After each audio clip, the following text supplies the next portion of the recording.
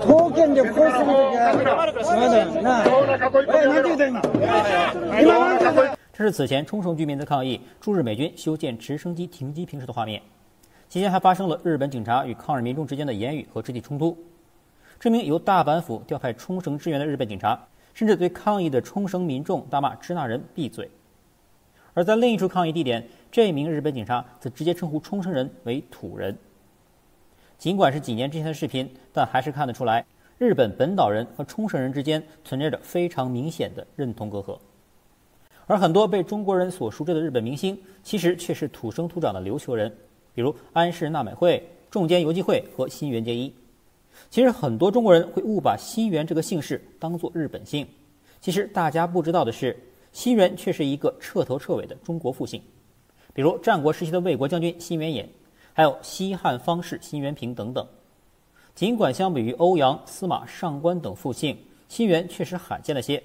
现如今在中国的人口已不足1000人，主要集中在辽宁沈阳，国外就主要集中在琉球群岛了。这也是很多人说新垣结衣有中国血统的原因之一了。也是，请看一下来自琉球的新垣结衣与日本本岛女明星的身高差距，也似乎能看出些许端倪。不过两个新垣却是略有不同，这个我们稍后解释。中国与琉球的渊源如此之深，那么在历史上，琉球是中国的一部分吗？而日本统治琉球已逾100年，时至今日，为什么仍然会有很多土生土长的琉球人，并不愿意别人把他们称作日本人？而很多日本人也从心底压根不认为冲绳人就是日本人。近日，主张琉球独立的冲绳知事玉城丹尼访问中国，欲将冲绳改回琉球。那么，琉球群岛在未来有可能脱离日本，重新成为一个独立国家吗？那么今天我们就来聊一下。我们先来看一下琉球群岛的地理位置。琉球群岛主要由北、中、南3大群岛组成，最北边的为奄美群岛，中部的冲绳群岛为琉球的核心。古琉球王国的首里城和现在冲绳县的首府那霸市就在这里。南边的则是由宫古岛、石垣岛以及与那国岛等组成的仙岛群岛，这里与中国的台湾非常接近了。琉球最初被叫做琉球，音同字不同，是隋朝人朱宽给取的名字。朱宽是隋炀帝麾下的羽骑尉，奉隋炀帝之命出海时，在海面发现一片岛屿，若囚笼浮在水面，因此将其命名为琉球。到了唐代，唐朝人编撰隋书时，觉得囚这个字有小龙之意，为了避讳，将琉球改为琉球。而到了明代，琉球正式成为中国藩属后，朱元璋觉得琉球这个名字中听不中看，因此又把它改成琉球，因为此地有很多美玉和珠宝，且一直沿用至今。因此给琉球起名的是朱宽，而为琉球最终定名的是朱元璋。看起来琉球跟老朱家确实颇有渊源。那么冲绳这个名字又是哪儿来的呢？唐代时，中国有个和尚叫做鉴真，曾经6次东渡日本，不过由于当时航海条件所限，前5次都失败了，只有第6次成功。而根据《唐大和尚东征传》记载，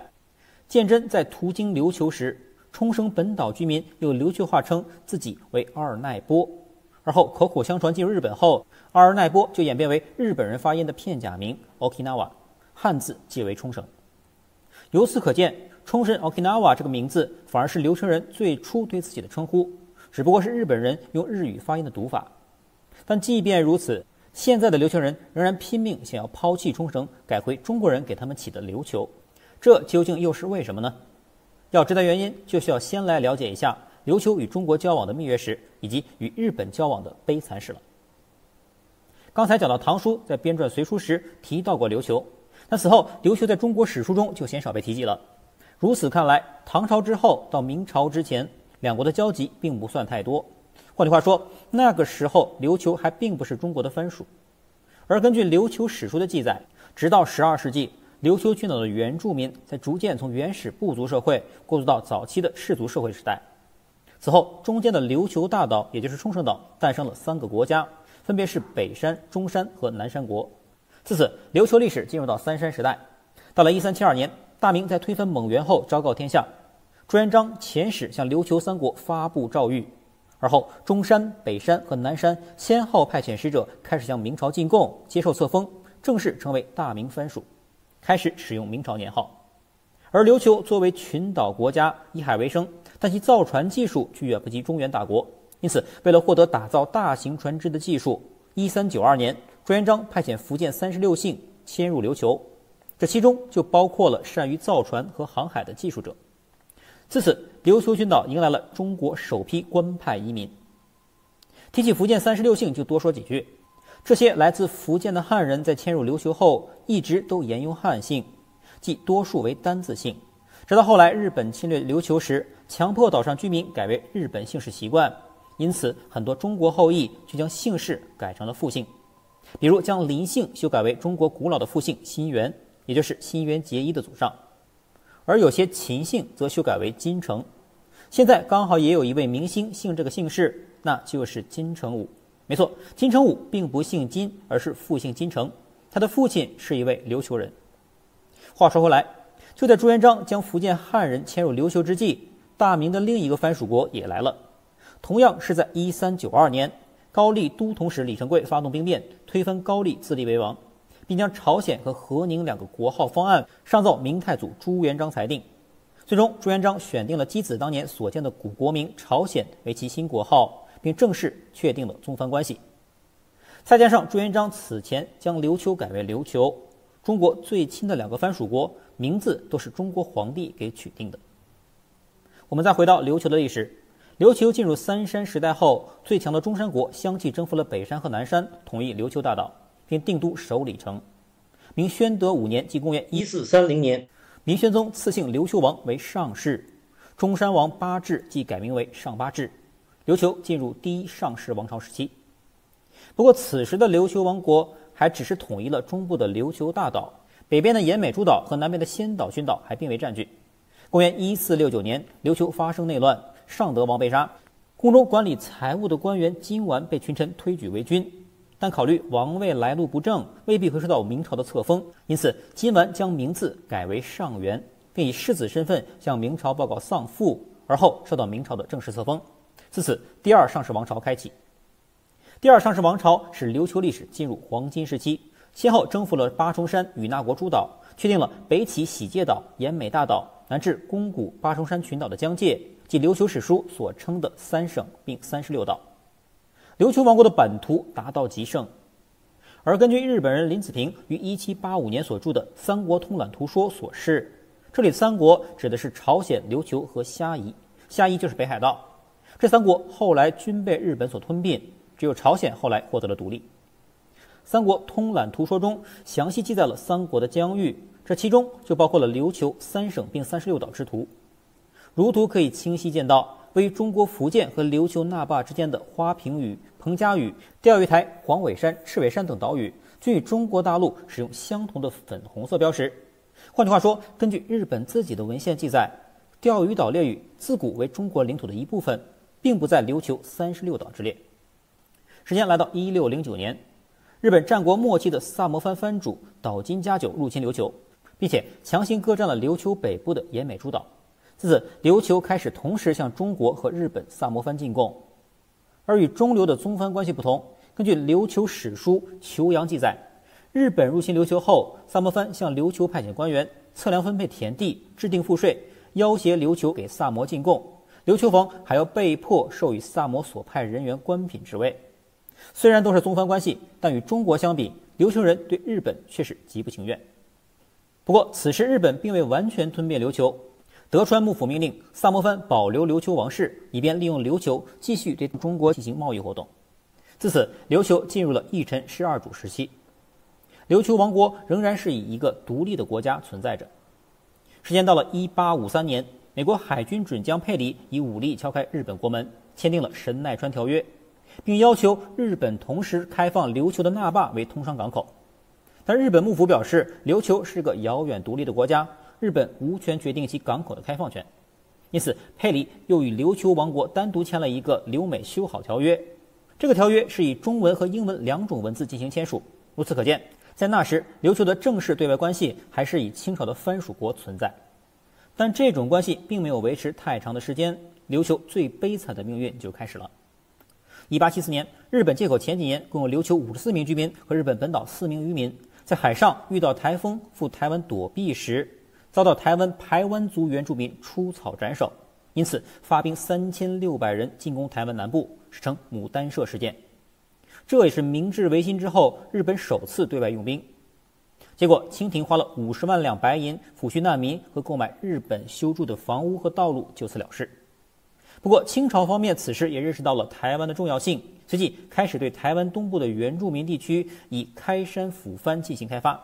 之后又建立了福建台湾省。而日本方面尽管被斩首者以琉球人为主，仅有4名日本人，但因为条约中出现了保民一举的字句，这就给日后吞并琉球留下口实。1875年，日本强迫琉球国王停止向清朝进贡，并改用日本年号。1876年，又强迫琉球人停止编撰自己的史书《中山世谱》和《求阳》。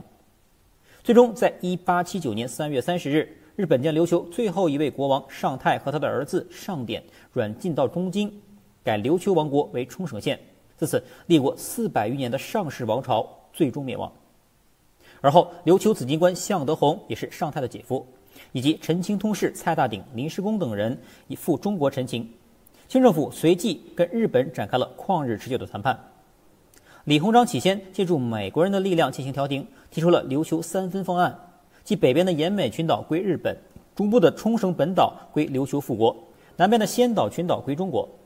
此方案被日本断然拒绝。本来北边的奄美群岛早在1609年就被日本萨摩藩给占了，这么一3分，那日本这几年岂不是白忙活了？而后日本又提出了琉球2分方案，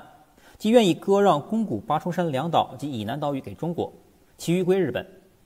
由于当时中国正在与俄国在西本伊犁对峙，为避免俄国与日本联手对付中国，李鸿章倾向于喝下这杯苦酒，不过表示中国不要琉球2岛，让琉球人将宗庙迁到岛上去复国。但是琉球史官再三恳求，2岛乃不毛之地，在那里生活都极其困难，更别说保留宗庙了。正当条约即将签订之际，琉球通事林世功挥刀自刎，血溅总理衙门，清廷只能拒绝签字，推翻了和议，琉球问题也被无限期搁置。清廷有感于林世功之忠，将其厚葬于今天北京通州区东6环外的立禅安村。现在冲绳之士到访中国，不妨将这位琉球忠贞志士的墓地修缮一番，以让琉球后裔拜谒和缅怀。琉球问题悬而未决，直到1894年甲午战争爆发，清朝战败，台湾也被割让了给了日本。至此，琉球人复国的希望也彻底破灭了。当年有相当一部分琉球人不忍做亡国之奴，选择剃发易服，流亡清朝，这样的人也被称作脱清人。看起来日本吞并琉球已成事实，但之后日本却对自己的野心付出了代价，也给琉球的复国带来一丝丝希望。1943年召开的开罗会议，美国总统罗斯福曾2次提出要将琉球连同台湾和澎湖列岛一并在战后交由中国管理，但蒋介石犹豫再三，还是提出琉球问题较为复杂，还是应由中美共管。琉球人也与重归中华大家庭擦身而过。战后根据战胜国拟定的开罗宣言和波茨坦公告，琉球从主权上已不再是日本的领土，而由于当时中国正忙于内战，琉球群岛实际上是由美国一家实际占领和管理。直到1972年，美国才将琉球的行政权归还给日本。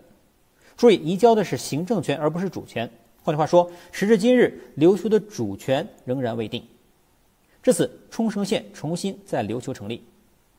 而在移交过程中，还把中国的钓鱼岛一并送给了日本，这也为后来中日的钓鱼岛之争埋下伏笔。琉球虽然重归日本，但仍然有相当一部分琉球人对国家被日本吞并的历史，以及2战冲绳战役时日本强迫琉球人参军和自杀的事情耿耿于怀。因此在回归后不久，1975年就发生了当时还是日本皇太子的明仁天皇在访问重新回归的冲绳县时被当地琉球人2次刺杀的事件。太子妃美智子还在慌乱中摔倒擦伤。尽管刺杀没有成功，但足以可见琉球人与日本人之间的隔阂之深。现如今，琉球被日本吞并已逾100年，但与中留500多年的宗藩关系相比，日本留给琉球人的大多都是血与泪。很多人，尤其是日本人，会将中国与邻国的宗藩关系与欧洲的仆从国或附庸国相提并论，英文将其翻译为 tributary。这个词隐含了强迫、屈服和殖民的含义。但实际上，西方人根本不理解什么是所谓的宗藩关系或者藩属国。中国和琉球的宗藩关系更像是父母与孩子、兄长与弟弟，或者是美国历史学家乔治·科尔所说的那种老师与学生的关系。琉球定期向中国进贡，但作为反馈，中国往往会以数倍价值的礼物回赠琉球，而琉球更是在与中国的常年贸易中获得巨大利益，进而让一旁锁国的日本垂涎。这与日本出兵侵占琉球，将国王掳走，强迫琉球人向其进贡截然不同。事实上，中国和琉球如此之近，国力差距如此之大，但却在500多年的交往过程中没有爆发过一场战争。而时至今日，冲绳岛上每年都会举行琉球国王恭迎中国册封使的还原仪式，而且不仅如此，一首古老而又著名的传统琉球语歌曲，在今天琉球群岛上仍然响彻着。它的名字叫做 Tongshi Doi， 字面就是唐传道，意思是琉球人来到岸边载歌载舞，期盼已久来自中国的商船终于抵达了。而日本统治和同化琉球100多年，却没有留下任何一首欢迎日本的歌曲。